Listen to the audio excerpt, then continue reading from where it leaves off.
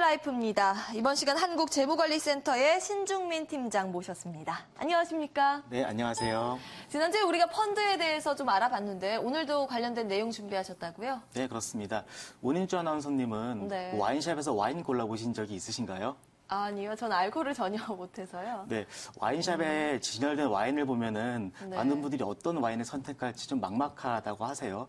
대부분은 직원 추천을 받아서 선택을 하시는데 직원분이 안 계신 경우라고 하면은 와인 뒷면을 보고 와인에 대한 정보를 얻곤 합니다. 이 와인이 뭐 드라이한지 아니면 스위트한지 아니면은 바디가 있는지 바디감이 뭐 라이트한지를 뭐 파악을 하는데 펀드 역시도 비슷한 것 같습니다. 예. 펀드 이름이 굉장히 복잡하게 되어 있는데 막연한 사이드인데 와인과 마찬가지로 펀드도 이름을 보면은 어느 정도 정보를 알 수 있다고 합니다. 예. 제가 하나의 펀드를 예로 하나 설명을 해드릴게요. 네, 한번 화면이 보면서 이야기를 나눠볼까요? 화면이 안 나오나요? 네. 예. 네. KB 밸류 포커스 증권 투자 신탁 주식 클래스 A 이렇게 나오는데 예. 이름이 굉장히 어려워 보이죠. 그런데 하나하나마다 다 뜻이 있다고 합니다. 그렇군요. 예, 우선 1번에 KB라는 것은 자산운용사 이름을 이야기합니다. 그러니까 KB 자산운용이라고 보시면 되고요. 그다음에 밸류 포커스라는 거는 투자 전략을 의미할 수 있는데 밸류라는 말이 들어가니까 가치주 펀드에 투자가 된다 이렇게 이해하시면 될 것 같습니다. 예. 그리고 증권자 투자 신탁이라는 말은 이제 펀드라는 이야기인데 중간에 들어가는 자자라는 게 있어요. 이거는 모펀드가 있다는 이야기인데 규모가 큰 펀드다 이 정도로만 이해하시면 될 것 같습니다. 그리고 4번의 주식 같은 경우는 뭐 나와 있는 대로 60% 이상이 주식에 팔입되는 주식형 펀드다라고 이해하시면 될 것 같고요. 예. 마지막 5번의 클래스 A라는 것은 수수료 체계를 이야기하는데 클래스 A는 선취 수수료, 예, 그다음에 예. 클래스 B는 후치 수수료, 클래스 C는 뭐 둘 다 떼지 않는 경우를 이야기합니다. 이름만 들어서는 알 수 없는 펀드들이 굉장히 많아요. 그렇기 때문에 투자 설명서를 참고하시는 게 가장 네. 좋을 것 같습니다. 일단은 와인의 라벨의 역할을 한다라고 말씀을 해주셨는데 역시나 이름만으로는 저희가 접근하기가 좀 어려운 부분이 있거든요. 그 외에는 어떤 방법들이 좀 있을까요? 네, 지난주에 펀드 평가 사이트에 대해서 간단하게 좀 설명을 해드린 것 같은데요. 네. 아무래도 거기서 펀드에 대한 정보를 얻는 게 가장 쉽고 좀 간편할 것 같습니다. 제가 오늘 모닝스타 코리아라는 펀드 사이트를 이용해서 펀드를 간략하게 파악하는 방법을 좀 알려드릴게요. 예, 예. 화면을 좀 보실까요? 네. 펀드 사이트란에 KB 밸류 포커스를 검색을 해봤습니다. 가장 먼저 보셔야 될 것이 기본적인 정보인데요. 모닝스타 이용과 모닝스타 평가 등급이 있죠. 이거는 펀드 평가사에서 매긴 등급이기 때문에 참고만 하실 것 같고요. 그 다음에 보셔야 될 거는 기준가를 보셔야 될 것 같습니다. 예. 기준가라는 것은 내가 이 펀드의 1000좌를 매수할 때 들어가는 비용을 의미하는데 그거를 알게 되면은 내가 투자할 당시의 기준가를 알게 되면은 이 펀드가 수익률이 나고 있는지 안 나고 있는지를 이 기준가만 보면은 파악을 할 수가 있겠죠. 네. 그 다음에는 펀드 운용 규모를 보시죠. 네. 전표가 지나가 버렸네요. 네, 이전표로 좀 체인지 해주시면 고맙겠네요. 그리고 그런 부분들이 이제 뭐 여러 가지 투자를 네. 할 때 네. 계속하죠. 예, 펀드 규모 같은 경우는 지금 2조 5,200억 규모로 굉장히 예. 큰 펀드입니다. 일반적으로 펀드 규모가 클수록 안정적인 펀드다라고 좀 이해하시면 될 것 같습니다. 예. 그리고 총 보수 비용률이라고 하면은 1년간 이제 유지 운용되는 이제 총 보수를 이야기하는데 네네. 아무래도 좀 저렴한 펀드를 구입하는 게 좋겠고요. 그다음에 선취 수수료율은 이제 1%입니다.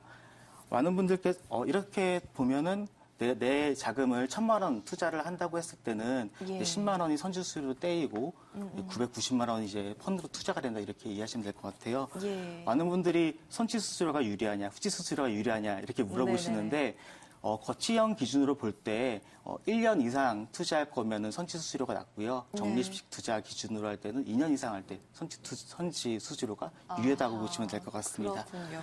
그리고 자, 다음에 예. 볼 게 펀드 매니저 이름인데 저는 개인적으로 펀드 매니저를 많이 살펴보는 편입니다. 예, 이 예. 펀드 매니저가 이 펀드를 운영하기 전에 다른 펀드도 운영했을 텐데 그 펀드의 운영 성과를 보게 되면은 이 펀드 매니저가 운영을 잘하는 사람인지 아닌지를 판단할 수 있거든요. 예. 일반 투자자는